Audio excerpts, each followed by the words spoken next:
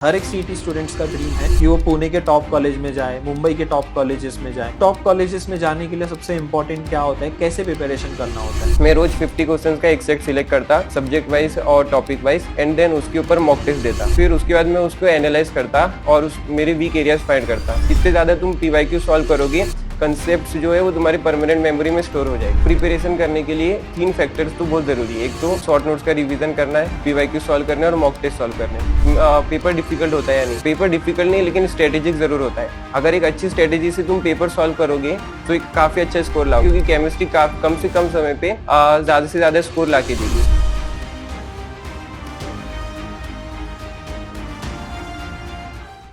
Hi everyone, this is Sameer. So again मैं आप सभी स्टूडेंट्स के लिए इंटरव्यू सीरीज लेकर आया हूं, जहां पे महाराष्ट्र के जो टॉप कॉलेज के स्टूडेंट्स हैं वो आपको डायरेक्टली गाइड करेंगे कि आपको सीईटी के प्रिपरेशन के लिए कैसे जो है आपको प्रिपेयर करना है और कैसे तुम जो है इस लास्ट मोमेंट में अपनी प्रिपरेशन को बूस्ट कर सकते हो।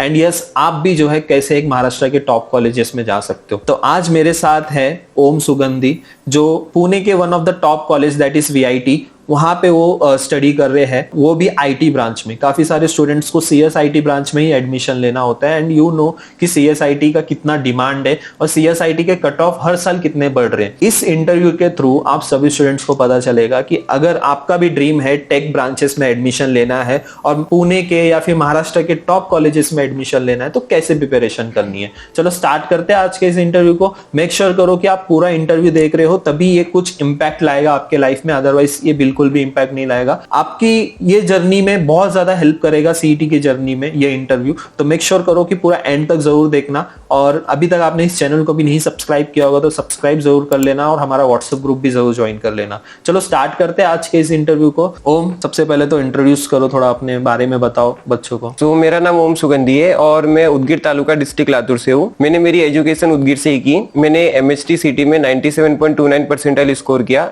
जिससे मुझे वीआईटी पुणे में आईटी ब्रांच सिक्योर हुआ है। अभी ओम वीआईटी कॉलेज में है, one of the top college है पुणे का वो भी। मुझे बताओ, स्टूडेंट्स को इस लास्ट मोमेंट में प्रिपरेशन करके, हर एक सीईटी स्टूडेंट्स का ड्रीम है कि वो पुणे के टॉप कॉलेज में जाए, मुंबई के टॉप कॉलेजेस में जाए। तो इन टॉप कॉलेजेस में जाने के लिए सबसे इंपॉर्टेंट क्या होता है, कैसे प्रिपरेशन करना होता है? ओके, सो बेसिकली मतलब मेरे पास भी एक ही महीना था या एमएसटी सीटी के लिए प्रिपेयर करना। तो मैंने मतलब एमएसटी सीटी के लिए 12 के बोर्ड्स के बाद से स्टार्ट करी। 11 से ही मैं जेई के लिए प्रिपेयर कर रहा था। तो जनवरी का फर्स्ट अटेम्प्ट देने के बाद मुझे रियलाइज हुआ कि जेई मेरे लिए काफी टफ है। सो सबसे पहले तो मैंने बोर्ड्स पे फोकस किया, जो फरवरी से लेके मार्च तक चला। देन उसके बाद मेरे सामने 2 ऑप्शंस थे, या तो मैं जेई कंटिन्यू करता या फिर सीईटी पे शिफ्ट हो जाता। सो सबसे पहले मैंने मेरे स्ट्रेंथ और टाइम को देखा और मुझे सीईटी बेस्ट ऑप्शन लगा। उसके बाद मुझे काफी डिमोटिवेट फील हो रहा था कि मैंने जेई की जर्नी छोड़ दी, लेकिन जैसे जैसे मैंने पीवाईक्यू सॉल्व किए और मॉक टेस्ट सॉल्व किए, मुझे कॉन्फिडेंस बिल्डअप हुआ और मुझे लगा कि मैं सीईटी में अच्छा स्कोर कर सकता। तो तुम कंप्लीटली सीईटी की प्रिपरेशन स्टार्ट कर दी यहाँ से। Yes. तो मुझे बताओ, सब्जेक्ट वाइज क्या स्ट्रेटजी थी तुम्हारी? लाइक मैथ्स के लिए तुमने कैसे प्रिपरेशन स्टार्ट किया? सो बेसिकली मैथ्स तो ओनली अबाउट प्रैक्टिस है। अभी लास्ट का 1 मंथ था मेरे पास, सो उसमें मैंने ज्यादा थ्योरी पे ध्यान नहीं दिया था, काफी ज्यादा प्रैक्टिस करी थी। मैं रोज 50 क्वेश्चंस का एक सेट सिलेक्ट करता,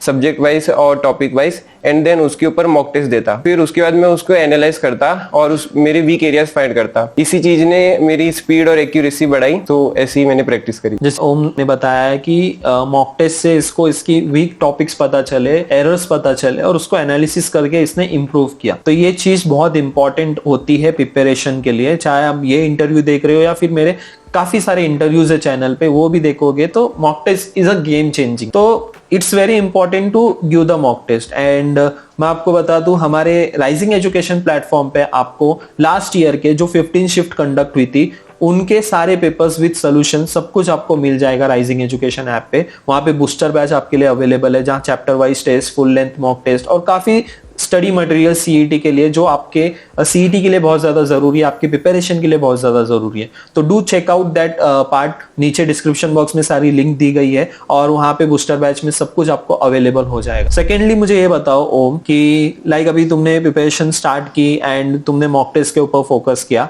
अभी मोस्ट ऑफ द स्टूडेंट्स का ये डाउट होता है भैया फिजिक्स बहुत डिफिकल्ट जाता है, फिजिक्स में इतने सारे डेरिवेशंस हैं, वो सारे डेरिवेशंस याद रखना जरूरी है या फिर कोई शॉर्टकट है जिससे हम लोग फिजिक्स के न्यूमेरिकल सॉल्व कर ले एग्जाम में? ओके, सो देखो फिजिक्स सिर्फ स्पीड का खेल नहीं है, फिजिक्स में क्लैरिटी भी काफी चाहिए। सो बेसिकली मैंने मेरी जेई की प्रिपरेशन के समय चैप्टर कवर करके उनके शॉर्ट नोट्स बनाए थे, और मेरे जो शॉर्ट नोट्स थे वो काफी शॉर्ट्स थे, कंसेप्चुअल थे और फॉर्मूला ओरिएंटेड थे। मैं उन्हें रिवाइज करता एंड देन उसके बाद पीवाईक्यू सॉल्व करता। सो स्पीड में तुम जितना ज्यादा सवाल सॉल्व करके तुम मोस्ट ऑफ दी फॉर्मूलाज और कॉन्सेप्ट को दिमाग में बिठाना, जितने ज्यादा तुम पीवाईक्यू सॉल्व करोगे कंसेप्ट जो है वो तुम्हारी परमानेंट मेमोरी में स्टोर हो जाएगी।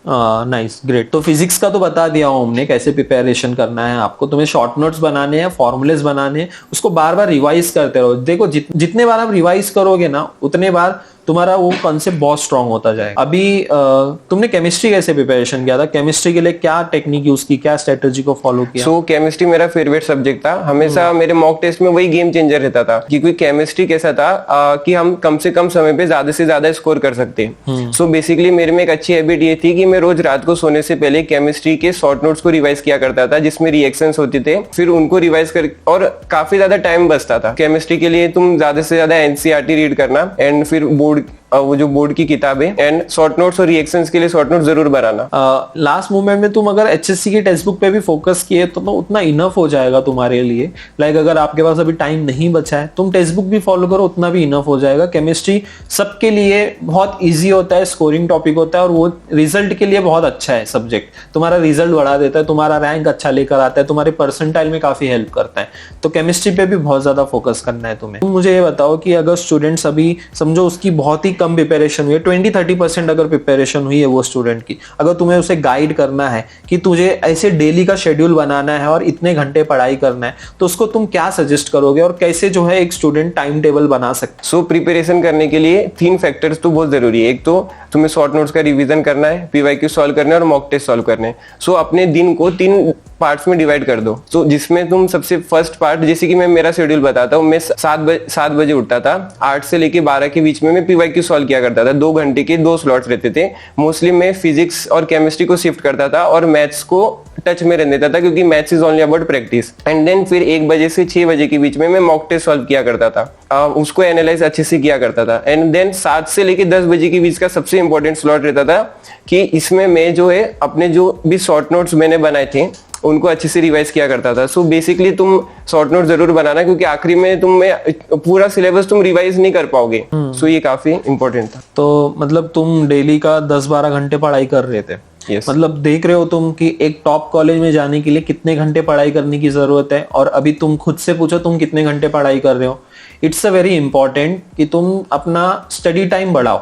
कम टाइम है अभी अपने पास, और ये स्टडी टाइम अगर अभी बढ़ा दिया ना तो आपके लिए बहुत ज्यादा अच्छा होने वाला है। बिकॉज एक बार ये टाइम पीरियड निकल गया ना, एक बार सीटी एग्जाम हो गया ना, और एक बार तुमने सीट सिक्योर कर ली ना महाराष्ट्र के एक बेस्ट कॉलेज में, 4 साल तुम एंजॉय करने वाले हो। एक अच्छे कॉलेज में जाने का ना क्या बेनिफिट होता है आगे इंटरव्यू में ओम खुद ही बताएगा। लेकिन अभी जो भी आपको एकेडमिक से रिलेटेड, आपके प्रिपरेशन से रिलेटेड चाहिए, वो सारी चीजें पहले हम लोग डिस्कस कर लेते हैं। लाइक अभी तुम बताओ एग्जाम का कैसा एक्सपीरियंस रहा तुम्हारा, डिफिकल्टी लेवल क्या थी एग्जाम में, और तुमने जो प्रिपरेशन किया था, जो मॉक टेस्ट में क्वेश्चन सॉल्व किए थे, वही क्वेश्चन आए कि नहीं आए? सो बेसिकली सवाल पूछते कि पेपर डिफिकल्ट होता है या नहीं। पेपर डिफिकल्ट नहीं, लेकिन स्ट्रेटेजिक जरूर होता है। अगर एक अच्छी स्ट्रेटेजी से तुम पेपर सॉल्व करोगे तो एक काफी अच्छा स्कोर लाओगे। जैसे कि सबसे पहले तुम्हें हमेशा केमिस्ट्री अटेम्प्ट करनी, क्योंकि केमिस्ट्री कम से कम समय पे ज्यादा से ज्यादा स्कोर लाके देगी। देन उसके बाद फिजिक्स के डुएबल सवाल, और फिर जो समय बचेगा उसमें तुम्हें स्किप्ड और हार्ड सवालों को करना है। एंड फिर सेम चीज तुम्हें मैथ्स में करनी है। मैथ्स में मैंने सबसे पहले मेरे स्ट्रॉन्ग चैप्टर्स के सवाल सॉल्व किया करता था, जो कि 3D ज्योमेट्री और वेक्टर्स होता था, और हमेशा मैं इंटीग्रेशन के सवाल आखिरी में किया करता था, क्योंकि वो सवाल मेरे से नहीं बनते थे। और अगर मोटिवेशन फैक्टर के बारे में हम बात करेंगे, सो बेसिकली तुम जितना ज्यादा मॉक टेस्ट दोगे उतना ज्यादा तुम्हें अपने वीक पॉइंट्स पता चलेंगे, और तुम उतना ज्यादा मोटिवेटेड रहोगे एग्जाम के आखिरी तक। सो अगर तुम ज्यादा से ज्यादा मॉक टेस्ट सॉल्व करोगे तो तुम्हें एग्जाम के दिन पे उतना ज्यादा प्रेशर फील नहीं होगा। और रही बात, बहुत सारे स्टूडेंट्स को ये भी डाउट है कि पीवाईक्यूज रिपीट होते हैं क्या सच में? तो ऐसा बताओ, तुमने पीवाईक्यूज प्रैक्टिस किए थे तो पीवाईक्यूज से कितनी हेल्प हुई तुम्हारे एग्जाम में? ओके, सो बेसिकली वो जो लास्ट 1 मंथ का फेज था उसमें मैंने सिर्फ पीवाईक्यूज ही सॉल्व किए थे और ज्यादा से ज्यादा मॉक टेस्ट दिए थे। और पीवाईक्यूज भी लास्ट 3 इयर्स के, क्योंकि वही एग्जैक्ट डिफिकल्टी लेवल और एग्जाम पैटर्न मैच कर रहे थे। एग्जैक्ट सवाल तो मैच नहीं होगा, लेकिन अप्रोच, पैटर्न, फॉर्मूलाज और टॉपिक्स जरूर मैच होगी। और लास्ट के 3 इयर्स पे ज्यादा फोकस देना, क्योंकि वही डिफिकल्टी लेवल मैच करेगी। हाँ, उससे ज्यादा सॉल्व करोगे तो कुछ यूज नहीं है, क्योंकि एक साल में सीईटी अगर होती है तो 15 से 16 शिफ्ट कंडक्ट होती है और एक शिफ्ट में 150 क्वेश्चन है। तो 15 शिफ्ट के कितने क्वेश्चन हो गए तुम सोच लो। और उससे 2024 में 16 शिफ्ट कंडक्ट हुई थी। अगर आपने ये 16 शिफ्ट और ये 15 शिफ्ट के भी सारे पेपर सॉल्व कर लिया ना, उतना इनफ हो जाएगा तुमको 140, 150, इवन 160 तक का स्कोर लाने के लिए। ठीक है, और ये सारे टेस्ट हमारे राइजिंग एजुकेशन ऐप पे अवेलेबल है, जो आप एक्सेस कर सकते हो, जो आप प्रैक्टिस कर सकते हो, सॉल्व कर सकते हो और खुद को एनालिसिस कर सकते हो। अभी मुझे बताओ कि स्टूडेंट्स को जो है टाइम मैनेज कैसा करना चाहिए। मतलब एग्जाम में फर्स्ट हाफ 90 मिनट्स जो है वो फिजिक्स केमिस्ट्री का होता है एंड देन मैथ्स का होता है। लाइक तुमने एग्जाम के टाइम पे कैसे मैनेज किया इतने सारे क्वेश्चंस को सॉल्व करना, और मैथ्स कैसे सॉल्व किया? सो बेसिकली देखो, जो फिजिक्स है वो तुम्हें कम समय में ज्यादा प्रेशर में ज्यादा सवाल सॉल्व करने। सो सबसे कभी भी फिजिक्स को अटेम्प्ट मत करना, क्योंकि फिजिक्स जो है लास्ट 3 इयर्स से ट्रिकी और लेंदी आ रही है। सबसे पहले तुम्हें ज्यादा से ज्यादा स्कोर केमिस्ट्री में करना है, जिससे तुम्हारा कॉन्फिडेंस काफी बिल्ड हो जाएगा और काफी आसान सवाल आते हैं। एंड देन तुम्हें फिजिक्स की तरफ मूव ऑन करना है। और मैथ्स में भी तुम्हें सबसे पहले डुएबल सवाल करना है, जिससे तुम्हारा कॉन्फिडेंस बिल्डअप होगा। हमेशा मेरा ऐसा रहता था, मेरे से इंटीग्रेशन के सवाल में स्टार्ट तो कर देता था, लेकिन हमेशा बीच में जाके अटक जाता था। इसलिए फिर मैंने मेरे पेपर में इंटीग्रेशन के सवाल को एकदम लास्ट में सॉल्व किया था, क्योंकि वो काफी ज्यादा टाइम वेस्ट करते। तो तुम्हें इतने ज्यादा मॉक टेस्ट देने हैं जिससे तुम्हें समझ में आ जाए कि मेरा टाइम वेस्ट कहाँ पे होता है, और फिर मुझे वो सारे सवालों को आखिरी में अटेम्प्ट करना है। तो मतलब ये सारी चीजें तुम्हें कैसे पता चली? मतलब सबसे पहले स्टार्ट करना है केमिस्ट्री से, फिर तुमको कम टाइम में फिजिक्स को ज्यादा प्रेशर में सॉल्व करना है, ये सारी चीजें तुम्हें कैसे पता चली? सो बेसिकली मेरी स्ट्रेटेजी ये थी कि मैंने स्टार्टिंग से फुल लेंथ मॉक टेस्ट नहीं दिए थे, और मैंने सबसे पहले एक चैप्टर पढ़ा, देन उस पर मॉक टेस्ट दिए। 2 चैप्टर पढ़ा, फिर उस पर मॉक टेस्ट दिए। मैं चैप्टर्स को एड ऑन करते गया एंड मैंने लास्ट के 10 डेज में फुल लेंथ मॉक टेस्ट दिए थे, जिससे मुझे क्लैरिटी मिली कि प्रेशर, असली प्रेशर क्या होता है। ये सोचते कि मैं मॉक टेस्ट तभी दूंगा जब मेरा फुल सिलेबस कवर हो जाएगा, लेकिन फुल सिलेबस कभी कवर होता ही नहीं। और जैसे ही तुम फुल सिलेबस कवर करोगे, स्टार्टिंग की चैप्टर्स ब्लर हो जाएगी। सो बेसिकली तुम्हें फर्स्ट डे से मॉक टेस्ट देने चालू करने,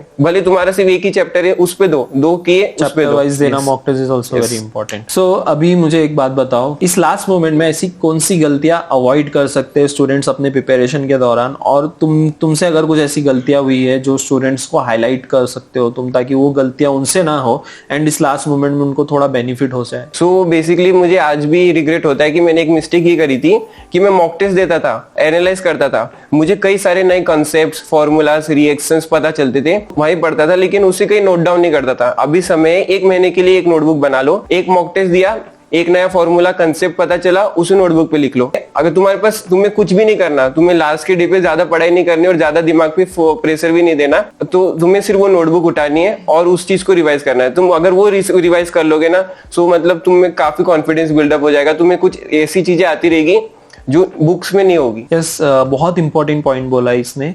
अगर तुम अपनी गलतियां लिख कर रखोगे ना कहीं पे, और उस गलतियां का क्या सोल्यूशन है अगर कहीं पे लिख कर रखोगे ना, और सिर्फ उतना ही देख ले, देखो बाकी सारी चीजें तो ऑलरेडी आती है तुमको। अब जो गलतियां किया है वो भी तुमने मॉक टेस्ट में प्रैक्टिस करके तुमने वो एनालिसिस किया, और वो गलतियां भी तुमने लिख दिया और तुमने उसको इम्प्रूव किया, तो डेफिनेटली अगर तुमने उतना भी करके गया एग्जाम में तो तुम्हारा स्कोर बहुत अच्छा आएगा। ये बहुत इंपॉर्टेंट पॉइंट इसने बताया और बहुत इंपॉर्टेंट स्ट्रेटजी भी है ये। और इसके अलावा और एक चीज मैं ऐड करूंगा कि अगर तुम लास्ट मोमेंट में प्रिपरेशन कर रहे हो तो ट्राई करो कि 1 पेज समरी बनाओ। कि अगर कोई exam, for example solid state पढ़ रहे हो तो सॉलिड स्टेट के सारे इंपॉर्टेंट पॉइंट्स लिख दो एक ही पेज पे, ताकि रिवीजन करने में आपको काफी हेल्प हो जाएगा। तो अभी मुझे बताओ कि सीईटी का डिफिकल्टी लेवल क्या था लास्ट ईयर तुम्हारे एग्जाम शिफ्ट में? कैसे टाइप के क्वेश्चंस थे? मतलब कि सारे जेई लेवल के क्वेश्चंस आए या फिर तुमसे सारे क्वेश्चंस टैकल हुए नहीं हुए?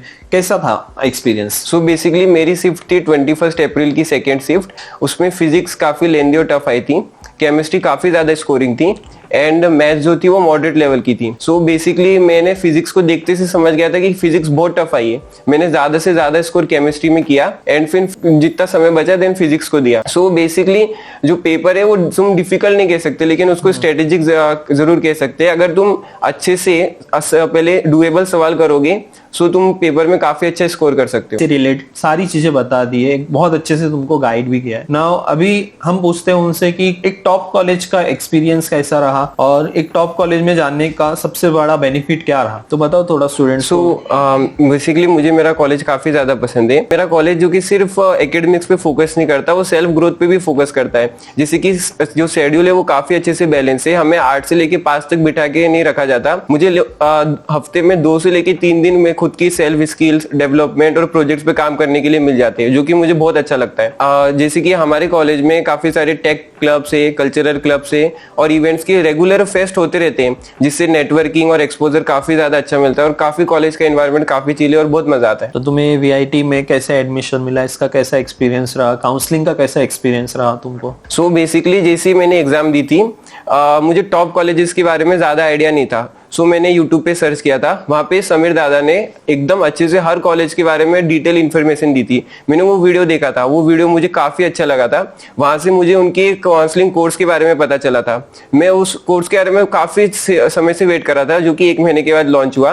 मैंने उसमें एनरोल हुआ। सो उसमें बेसिकली मेरे मेंटर रोहन भैया थे, वो गूगल मीट के थ्रू हमें एडमिशन प्रोसेस समझाते थे। जैसे कोई नवी अपडेट आती थी वो गूगल मीट अगले 2-3 घंटे में ले लेते थे एंड फिर उस प्रोसेस को और उस अपडेट को बहुत काफी अच्छे से क्लियर करते थे। उन्होंने एडमिशन प्रोसेस हमें काफी अच्छे से समझाई। और जैसे कि अगर मुझे कोई भी डाउट रहता था तो मैं उन्हें तुरंत कॉल कर देता या फिर व्हाट्सएप मैसेज कर देता, जो कि वो मुझे रिप्लाई 1 घंटे के अंदर हमेशा कर ही देते थे। और काउंसलिंग का एक्सपीरियंस काफी अच्छा था, मतलब वर्थ था एकदम। ज्यादा महंगा भी नहीं, एक्सपेंसिव भी नहीं और सबसे बेस्ट था। Okay, thank you Om.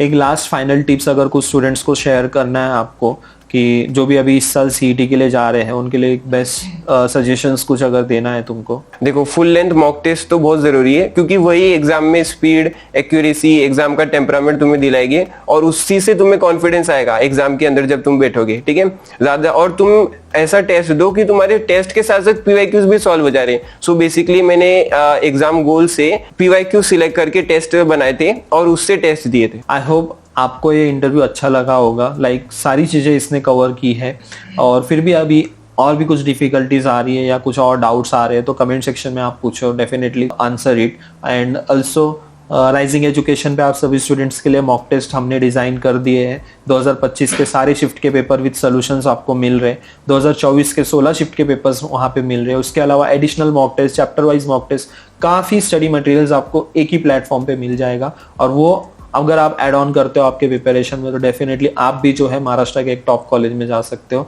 Interview कैसा लगा कमेंट सेक्शन में जरूर बताना।